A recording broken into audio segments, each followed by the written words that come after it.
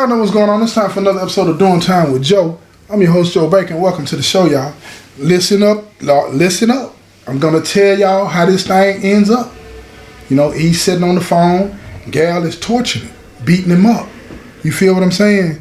She's making him feel all the pain that she feel because she feel like, you know, he had been using her. All those years she stuck by him. All those years she sent him money. All those years she was doing whatever he wanted her to do. All the time that she was in Kentucky, she was thinking about him. She was not thinking about no other dude. Other dudes had cracked at her. People with situations way better than him had cracked at her. But she didn't give in to none of that. She was loyal all the way to a fault. And now, out of her pain, she was having this reckless side play out. You feel me? That's what pain will do. Pain will make you act out in a reckless way. In a way that people won't understand. They'll be looking at you like you crazy. And when I gave the phone back to E, I'm like looking at him like, I'm thinking for a minute, he tripping. But see, what I didn't recognize at that time is he was hurting. And he felt as though he deserved that because he didn't even hang the phone up. He sat there and he listened and he listened and he listened. And then when she finished, dude left.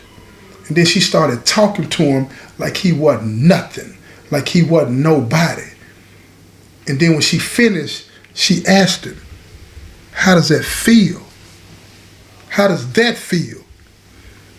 And he sat there on the phone and he cried and he said, now I want y'all to picture this scene, y'all. We in the penitentiary.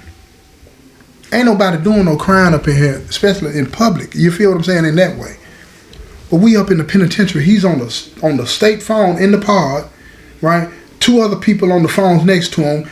Brothers in the pod playing chess. He's on the phone and tears is pouring down his face like somebody just told him one of his family members passed away. You feel me? And he said it don't feel good at all. And she says back to him, that's how you made me feel. That's how you made me feel. You broke something in me. You broke something in me and I wanted to break something in you and now I've done it. And I looked over there at him and I see him and I go over to the phone and listen to him. And I don't even put the phone back up to my ear because I don't know what I'm gonna hear. I take the phone out of bro's hand and he just let it go and with no resistance. And he's crying. He said, Joe T, why? And I just hung the phone up. I hung it up. And I said, come walk with me, talk with me. Now we walking in the pod, he's still crying, right? And I'm watching everybody watching us. So I said, man, let's go in the room. So we went in the room and I said, E, listen to me. I understand because you know he had told me what happened and all this and that. I said, I understand what you did. I said, bro, but you need to explain to me, why were you sitting on the phone listening to that? He said, Joe T, I couldn't hang up. It wasn't that I wanted to hear that. I didn't want to hear that. He said, but man, out of all of the stuff that happened, he said, I realized one thing. I said, what did you realize, E? That she was the one. That I really, really love her. And I don't want to lose her. I said, E, you done lost her, man. For now. You've lost her.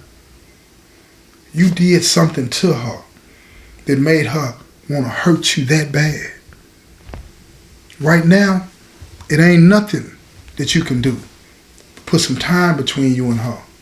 You got to do it. You cannot subject yourself to that ever again because you did wrong. You can't do it, bruh.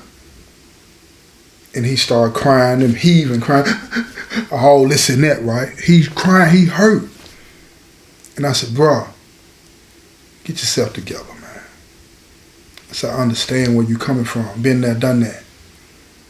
But you don't deserve to be mistreated like that. And I said, don't get me wrong. She's hurting. That's why she's doing. She's not getting any pleasure out of that. The only one who got some pleasure out of that is the dude that she was slopping up. He the only one got some pleasure out of that. But I guarantee you, she didn't enjoy that. She put on. She put on because you hurt her. So, about a year goes by. He been struggling.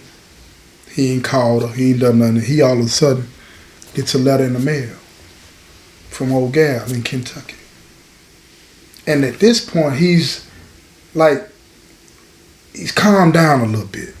But the reason he was able to calm down is because he hadn't reached out to her, he hadn't heard from her, and I wasn't letting him write her and all this and that. Right now, I had brothers keeping him off the phone unless it was his parents or somebody like that. So it was almost out of his system. And when he got that letter, the letter was one of those letters that you get from your girl, man. And she had told him that she hadn't talked to anybody, hadn't been with anybody since that day. Since that day. And she had been in the therapy, and she had been doing things to work on herself because he hurt her, he broke her, he destroyed something in her. And she said out of all of that, she realized something. She realized that she loved him and still loved him. And she wanted to see if it was okay for her to come visit him.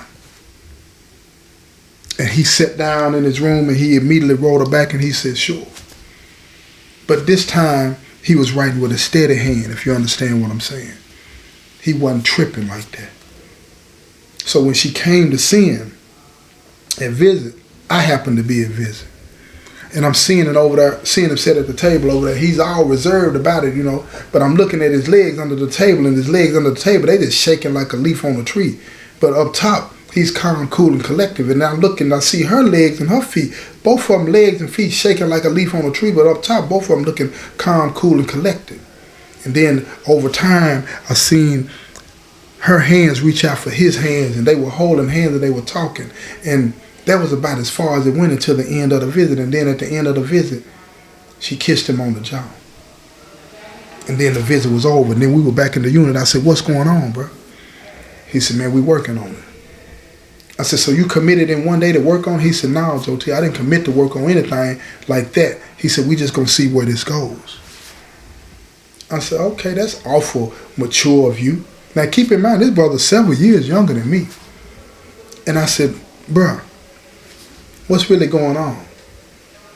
He said, Joe T, he said, one day you're going to realize, like I've come to realize, that there's some people in your life that's supposed to be in your life. And when you hurt them, and you understand that you hurt them, and you accept your penance, meaning you sacrifice up your pound of flesh, he said, then you move on, man. I'm moving on. He said, I don't know where this is going to go. I don't know what this is going to end up being, right?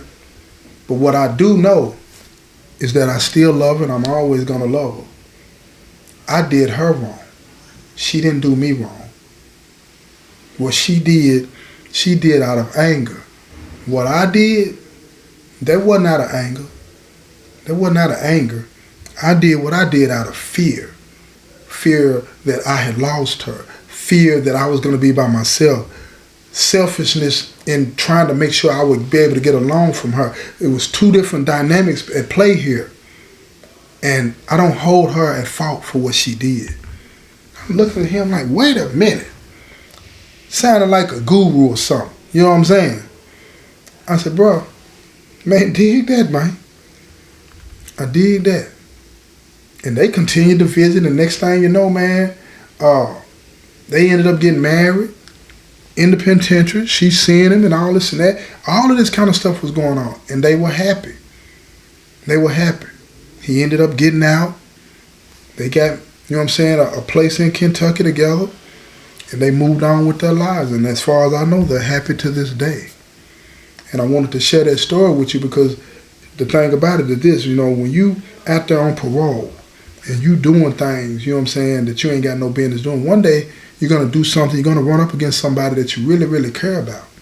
Somebody that really, really cares about you, and you're going to do something and you're going to realize that you made the biggest mistake of your life. And the biggest mistake of your life is not getting violated on parole. The biggest mistake of your life is the decision that you made to hurt the person that you were meant to be with.